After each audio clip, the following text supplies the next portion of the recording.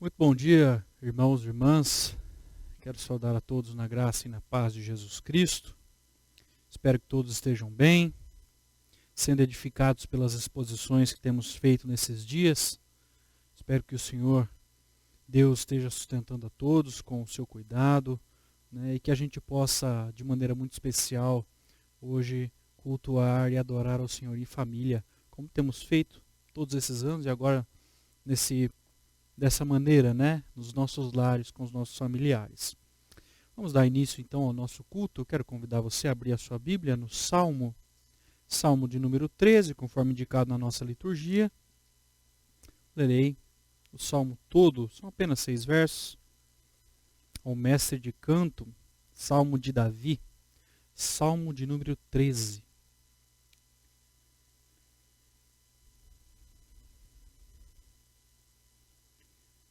Diz assim o texto bíblico: Até quando, Senhor, esquecer-te-ás de mim para sempre? Até quando ocultarás de mim o rosto? Até quando estarei eu relutando dentro de minha alma, com tristeza no coração cada dia? Até quando se erguerá contra mim o meu inimigo? Atenta para mim, responde-me, Senhor Deus meu. Ilumina-me os olhos, para que eu não durma o sono da morte. Para que não diga ao meu inimigo, prevaleci contra ele, e não se regozijem os meus adversários, vindo eu a vacilar. No tocante a mim, confio na tua graça. Regozije-se o meu coração na tua salvação. Cantarei ao Senhor, porquanto me tem feito muito bem. Amém. Nós vamos entoar o hino de número 304 do Novo Cântico nesse momento.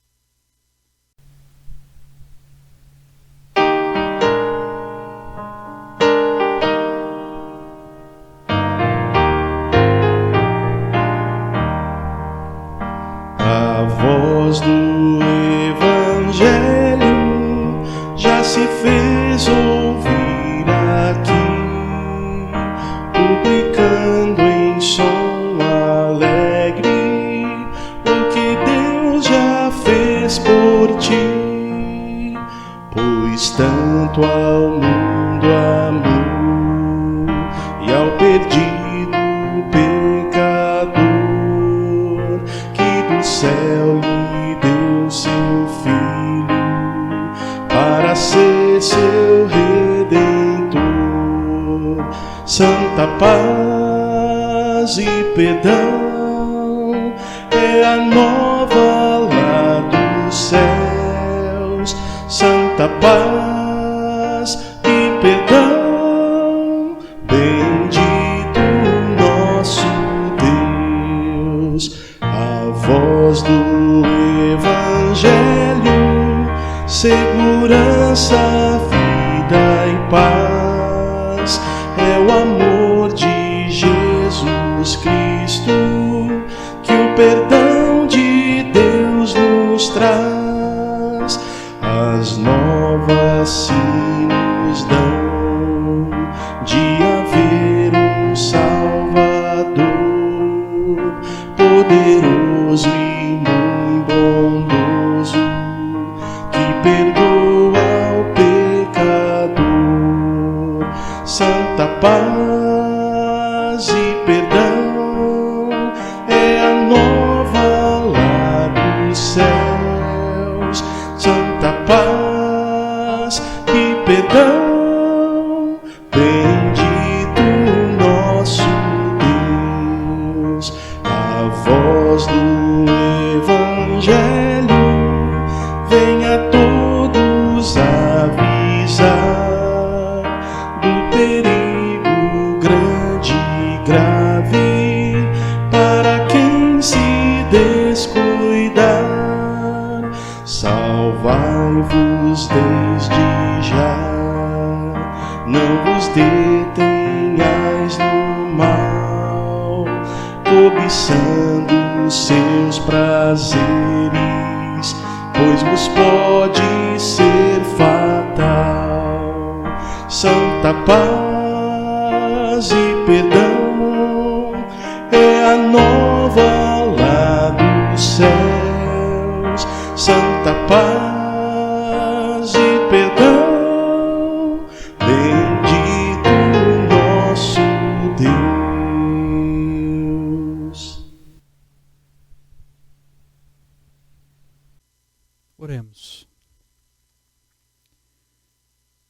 Ó Deus, grandes são as tuas obras, Pai. Magníficas. Tu és um Deus soberano, que domina sobre tudo e sobre todos, e nós nos rendemos essa manhã diante do Senhor, para a honra e para a glória do Teu nome, para louvor, para cultuar, para entoar louvores ao Senhor, reconhecendo, ó Deus, que o Senhor tem sido bondoso conosco, que o Senhor tem nos ajudado até aqui, tendo plena certeza que o Senhor continuará a nos sustentar durante esses dias, durante esses períodos difíceis que temos passado. Te louvamos, te agradecemos, Pai, desde já. Entregamos a nossa vida, tudo o que temos, que somos nesta manhã, para louvor e para a honra do Teu nome. Essa é a nossa oração. E fazemos isso em nome de Jesus. Amém. E amém. Nós vamos ainda abrir as nossas Bíblias na carta do apóstolo João, no capítulo 1.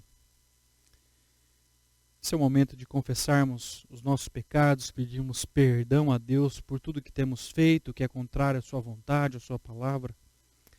Eu quero ler 1 João, primeira epístola de João, no capítulo 1, versos 9 e 10. Carta do apóstolo João, primeira carta, no capítulo 1, versos 9 e 10. É um texto muito conhecido e diz assim as Escrituras: Se confessarmos os nossos pecados, Ele é fiel e justo para nos perdoar os pecados e nos purificar de toda injustiça. Se dissermos que não temos cometido pecado, fazemo-lo mentiroso e a sua palavra não está em nós. Nesse momento nós vamos entoar o hino de número 177 do Novo Cântico.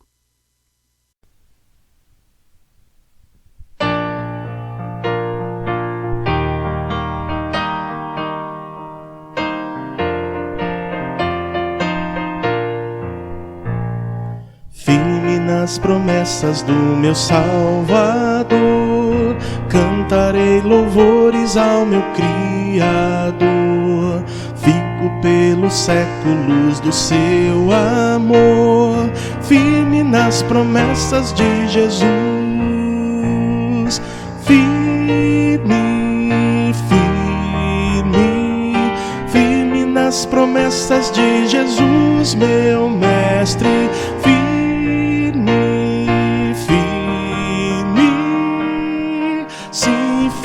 Nas promessas de Jesus, firme nas promessas hei de trabalhar, tendo o Verbo eterno sempre a me amparar.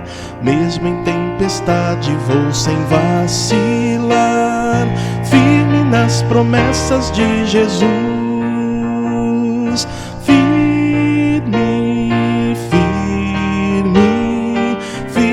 As promessas de Jesus, meu Mestre.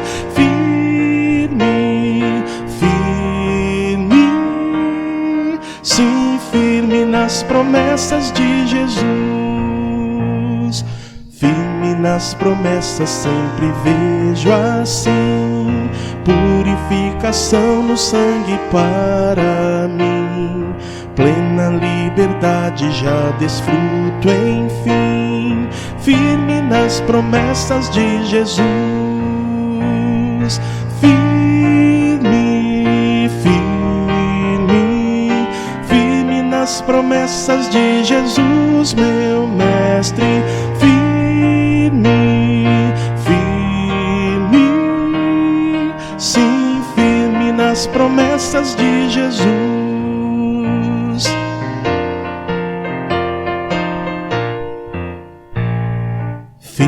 Nas promessas do Senhor Jesus, em amor ligado sempre à sua cruz.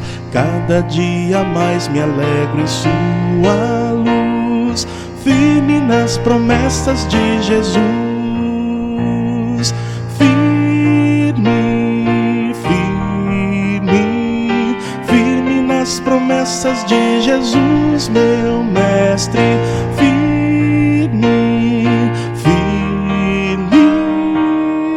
sim, firme nas promessas de Jesus.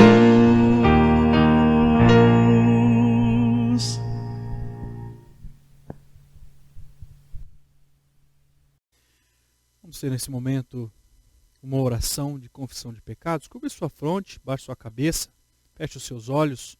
Vamos entronizar o Senhor nosso Deus em nossa oração, pedindo perdão pelos nossos pecados. Oremos. Pai bendito, demos graças ao Senhor. Tu és de fato um Deus santo, um Deus que nos sustenta com amor, com graça, com misericórdia, com perdão.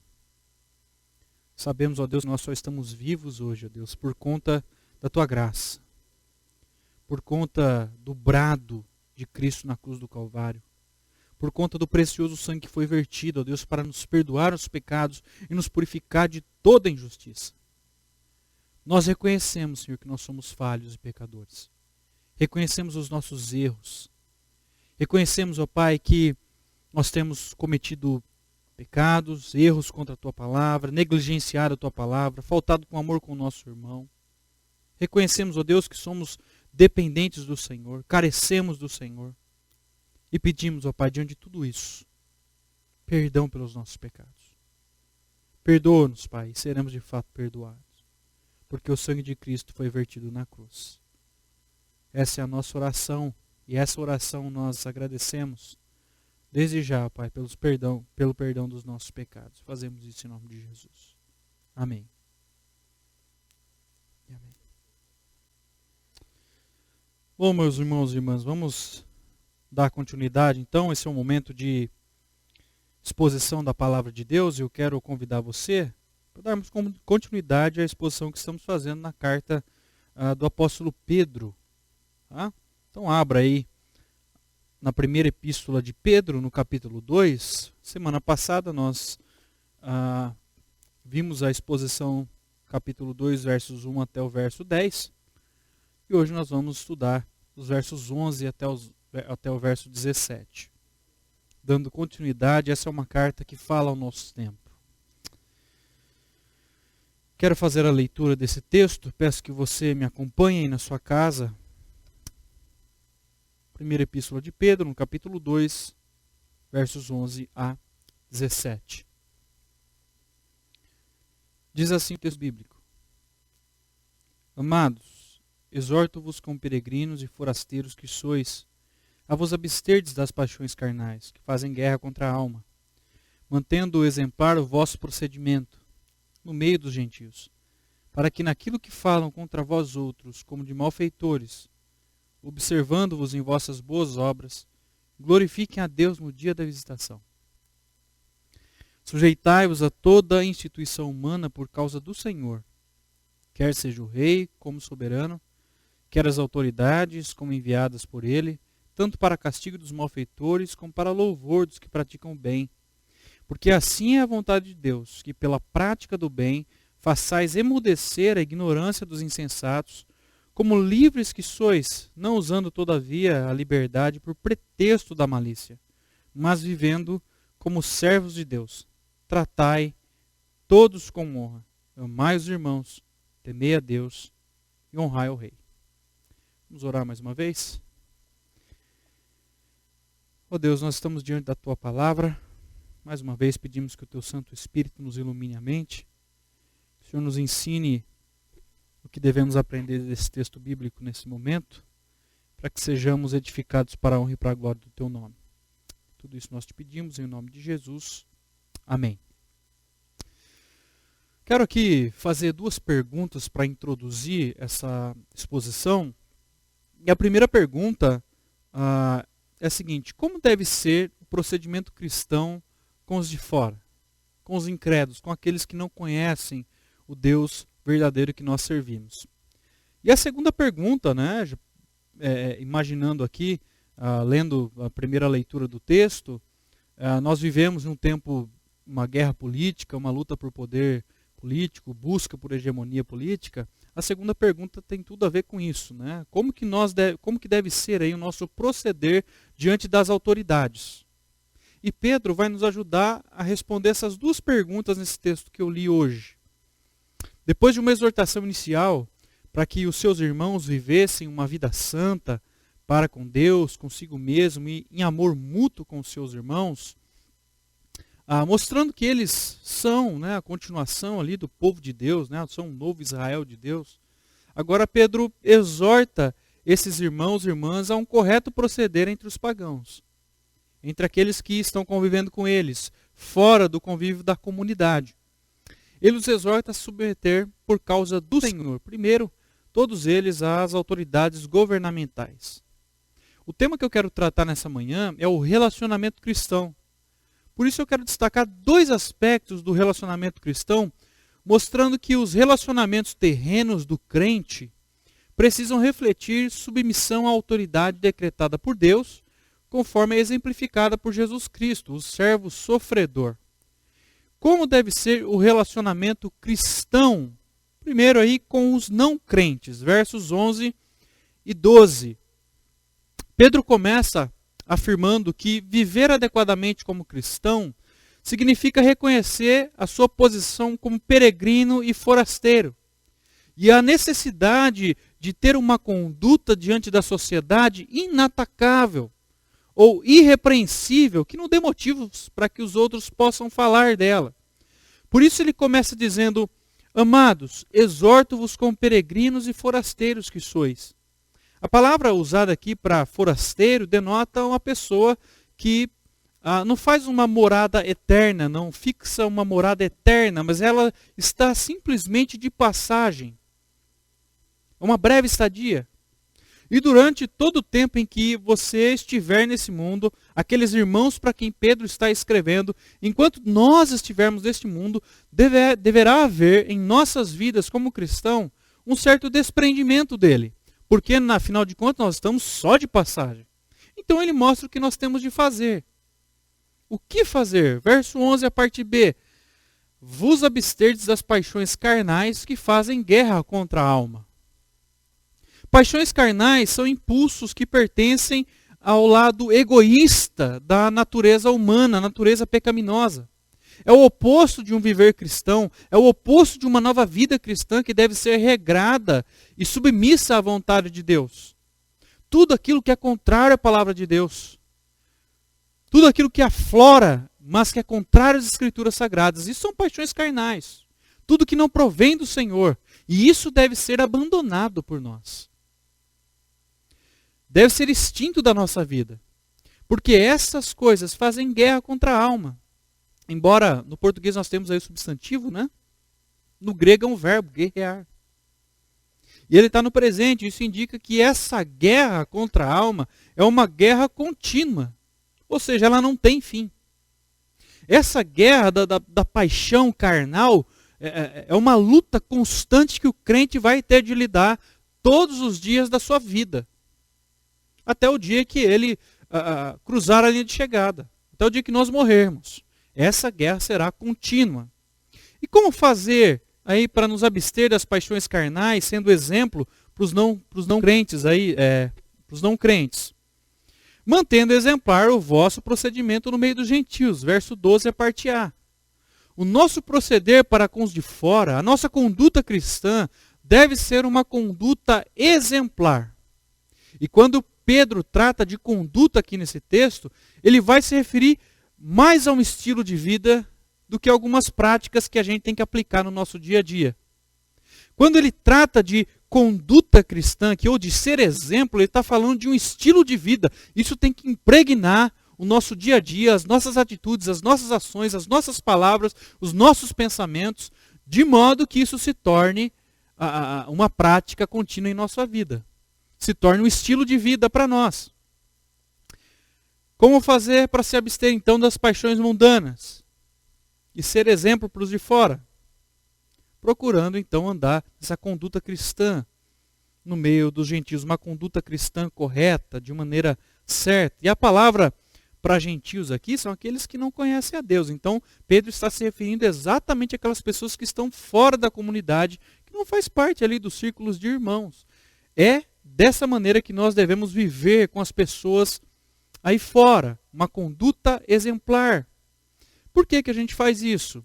O verso 12, a parte B, diz aí, para testemunho aos incrédulos, para que naquilo que falam contra vós outros, como de malfeitores, veja bem isso, né? Nos acusam como malfeitores, observando-vos em vossas boas obras, glorifiquem a Deus no dia da visitação.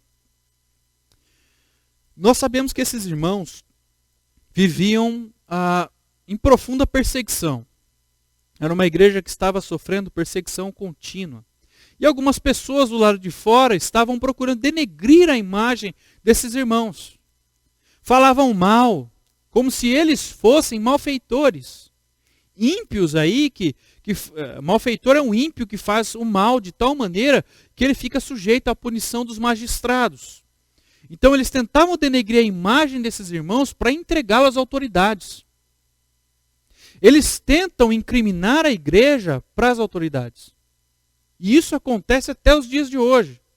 E nós, como crentes, e eles também lá naquele período, deveriam servir, e nós devemos servir de exemplo para eles, a fim de que eles vejam em nós as nossas boas obras, as nossas boas ações, o nosso viver de maneira correta e justa, irrepreensível, e glorifiquem a Deus.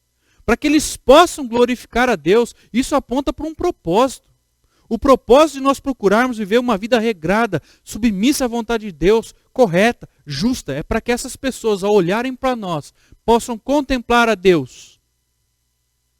Por que nós devemos viver de modo exemplar diante das pessoas que não são cristãs? Para servir de testemunho. E diz o texto aí, no dia da visitação. Esse dia aqui nada mais é que o julgamento do Senhor.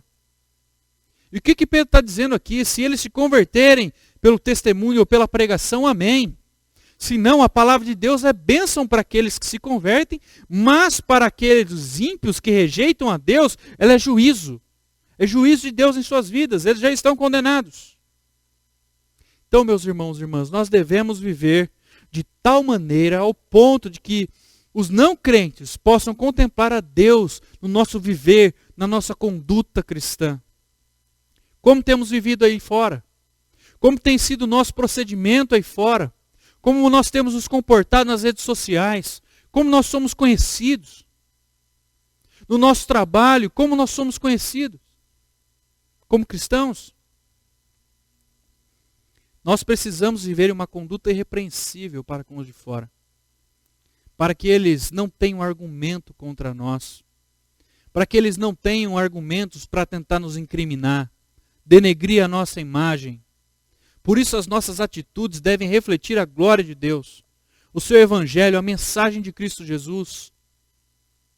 Viva para a glória de Deus de maneira irrepreensível, refletindo a mensagem do evangelho de Jesus Cristo. Que a sua conduta seja uma conduta exemplar para com as pessoas que não são crentes. Seja um familiar, seja um amigo, seja lá na farmácia, na escola, no supermercado, onde quer que for. Viva uma conduta exemplar, regrada sempre à mensagem do Evangelho, submisso à vontade de Deus. Tenho plena certeza de que fazendo isso, nós vamos glorificar o Senhor com a nossa vida. O segundo ponto que eu quero destacar, o que ele está querendo dizer aqui nessa segunda parte? Que os crentes precisam ser submissos às autoridades civis. Ele começa apresentando aos seus leitores que estavam sendo perseguidos aqui, e presta atenção nisso, era uma perseguição terrena, assoladora a igreja. A igreja estava sofrendo dias terríveis. E ele começa apresentando aos seus leitores, que estavam sendo perseguidos aqui, o motivo do cristão ser submisso às autoridades civis, mesmo sendo perseguidos por elas. Olha aí. Ele vai dizer primeiro que as autoridades civis, em diferentes níveis, elas foram instituídas, elas são instrumentos de Deus, versos 13 e 14. A palavra-chave nessa segunda parte é essa primeira aí no verso 13. Essa palavra significa ser submisso. Se sujeitar, mas já quero deixar claro aqui, não significa que você precisa concordar. Mas significa que você precisa respeitar, compreendendo que essas autoridades estão lá porque Deus as colocou lá. É isso que significa a palavra sujeitar aqui. A ideia aqui é de que a pessoa que se sujeita à autoridade reconhece que ela foi instituída por Deus. E aí ele diz, sujeitai-vos a toda instituição humana, aqui que procede de homens. E perceba que Pedro usa um termo geral para evitar a acusação de que ele preferisse um tipo de governo a outro, né? Ele diz aí, sujeitai-vos a toda. Não é o meu partido preferido ou o partido do fulano de tal. Não, sujeitai-vos a toda instituição humana. Né? A instituição pode se referir a uma instituição criada por homens ou pode se referir à criação de Deus. Se os crentes da época de Pedro se recusassem a obedecer às autoridades romanas, eles teriam dado aos inimigos provas suficientes necessárias para que eles fossem acusados de conduta ilegal. Por isso que Pedro está olhando para esse povo que está sendo perseguido, e ele está dizendo assim, ó, vocês precisam viver de uma maneira santa com os de fora, né, porque os de fora de fato estavam entregando eles às autoridades romanas, e perante as autoridades vocês precisam ser exemplos, respeitá-los, porque foi Deus que colocou eles lá. E o apóstolo diz que eles deveriam submeter às autoridades por causa do Senhor. E isso é muito forte, isso é muito importante. Ele diz aí, em outra tradução, por amor ao Senhor a gente respeita as autoridades. E aqui ele deixa claro que Deus é soberano sobre todas as esferas da sociedade, seja ela pública, e que ele tem plenamente o controle de tudo. Eles deveriam se submeter a essas autoridades e assim cumprir com os propósitos de Deus no mundo. Essa obediência e sujeição deveria ser ao rei. E preste atenção aqui, nessa época, o imperador que dominava, que governava aqui era César Nero. E ele era um governador terrível, perverso. Pedro reconhece César Nero aqui como autoridade suprema. Ele diz aí, como soberano. A palavra se refere a uma autoridade que deve ser respeitada como alguém que foi colocado lá pelo próprio Deus, mas não quer dizer que ele é uma divindade que deva ser adorado. Tá? Na cabeça dele, ele era alguém que deveria ser adorado. Né? Mas Pedro está dizendo que não. Mas Pedro enfatiza que ele precisa ser respeitado como autoridade que foi colocada lá para governar. Quem colocou ele lá? Foi Deus. É isso que Pedro está dizendo. Vocês precisam se submeter a eles, respeitá-los, ter uma conduta irrepreensível diante da sociedade para que Deus seja glorificado. Depois ele diz, quer as autoridades, e aqui se referindo a todo tipo de autoridade, né, como os governadores da época, porque a tarefa dos magistrados é nada mais, nada menos do que como enviados por Deus, tanto para castigo dos malfeitores como para louvor dos que praticam bem. O papel do magistrado, do governador, do imperador, é o de conter o mal, mantendo a ordem, promover a justiça, promover o bem do povo. Esse é o papel deles. Embora alguns governos, a gente sabe que eles são corruptos, né, são contrários, praticam todo tipo de atrocidade, tudo aquilo que é contrário à palavra de Deus, nós sabemos disso, mas eles não estão ali para isso. Eles sabem qual é o papel deles. Mas eles escolheram fazer o errado. Eles sabem que o papel deles é combater o erro, combater o mal, aplicar a justiça e fazer o bem em prol do povo. Muitos não fazem. E aí Pedro aponta o propósito. Submissão. Submissão é o método de Deus de silenciar os ignorantes, silenciar a oposição ao Evangelho. Pedro sempre ensinou os crentes a viverem de conformidade com a palavra de Deus, com a vontade. E aqui ele vai exortar os crentes a fazerem o que é bom e certo, independente das autoridades. Por quê? Ora, porque isso é uma marca cristã. Fazer aquilo que é correto, fazer aquilo que é justo, pagar os nossos impostos, não mentir, não roubar. Isso é uma marca cristã. E por essa prática ele diz, façais emudecer. Aqui ele está dizendo, colocar uma mordaça na boca desses ignorantes insensatos. Pessoas que são prontas a falar mal do cristianismo. Como que a gente faz isso? Pelo nosso correto proceder. Pelo nosso respeito. Então ele conclui essa discussão sobre as autoridades governamentais, mostrando como deve ser a conduta na sociedade. Aí ele diz, vivam como livres que sois. Aqui ele descreve a vida ideal do cristão em termos de liberdade. E isso no mundo antigo significava muito, porque havia aquela distinção entre escravo e livre. Para eles era muito importante saber que eles eram livres. E olha que interessante, o que ele diz aí. Eles não deveriam usar essa liberdade para encobertar ou encobrir o mal, não usando, todavia, a liberdade por pretexto de malícia. Mas ele diz aí, vivendo como servos de Deus. São duas realidades que parecem se contradizer, mas não se contradizem. Pedro está dizendo que eles são livres, mas ao mesmo tempo eles são servos de Deus. Esse era o propósito. Nós somos chamados para servir a Deus e Ele nos manda servir os outros, obedecer às autoridades instituídas por Ele e assim por diante. E aí Pedro vai concluir mostrando que a submissão se expressa em todos os níveis de relacionamento cristão. Primeiro, respeito e submissão a outros homens. Verso 17, a parte A. Tratai todos com honra. Respeito aqui é inclusivo, meus irmãos. Nós devemos respeitar todos os tipos de autoridade, né? Desde o presidente ao prefeito, os policiais, todos aqueles que foram investidos de autoridade. O verdadeiro servo de Deus honra todas as autoridades que são indicadas para governar, porque eles sabem que foi Deus quem colocou elas lá. Segundo, o amor e submissão aos irmãos. Verso 17, a parte B. Amai os irmãos. Nós devemos, na nossa caminhada cristã, continuar amando o irmão. Depois, temor e submissão a Deus. Temei a Deus, ele diz. Continuar a temer a Deus. De todas que ele destaca aqui no verso 17, essa aqui talvez não é a mais importante. Porque é a partir dela que todas as outras se estruturam. Né? O amor, tratar todos com honra, o amor e submissão aos irmãos, honrar ao rei, aos governadores, temer a Deus. Se nós temermos a Deus, amarmos a Deus, todas as outras coisas serão encaixadas nos seus devidos lugares. Irmãos e irmãs, nós precisamos respeitar as autoridades que foram instituídas por Deus. Precisamos, como crentes sérios, orar por elas. Dobrar os nossos joelhos para que as coisas deem certas. Pelo nosso povo, para que Deus abençoe, para que o Evangelho ganhe livre curso no meio da sociedade, nas esferas públicas, políticas, para que o Evangelho de Cristo brilhe nesses lugares.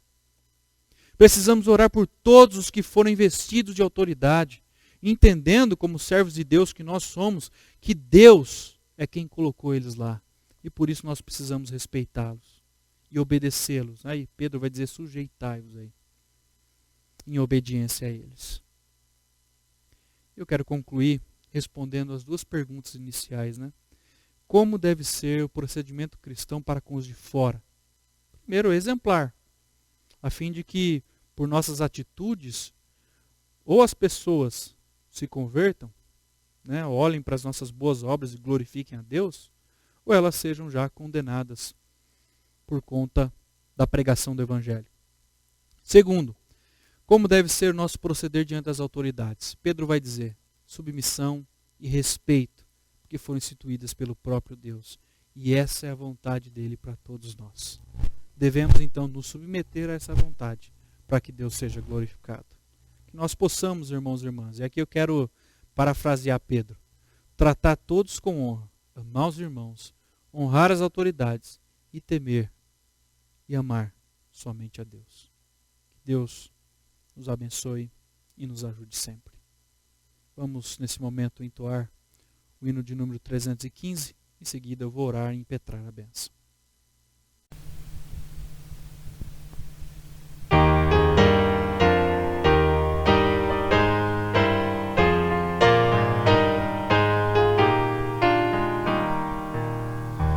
Vamos nós trabalhar, somos servos de Deus e o Mestre seguir no caminho dos céus, com o seu bom conselho, vigor renovar, diligentes fazendo o que ele ordenar, no labor sem cessar, a servir a Jesus com amor e fé e com oração, até que volte o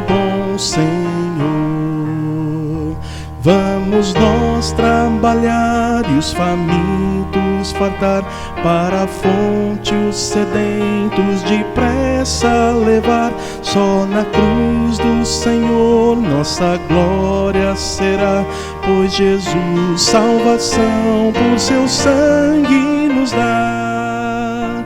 No labor sem cessar, a servir a Jesus, com amor e fé e com oração, até que volte o bom Senhor.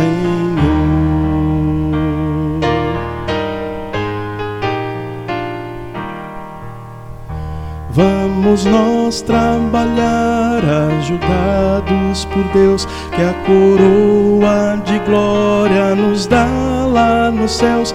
A mansão dos fiéis sempre eterna será, pois Jesus salvação inefável nos dá. No labor sem cessar, a servir a Jesus, com amor e fé e com oração, até que volte o bom Senhor.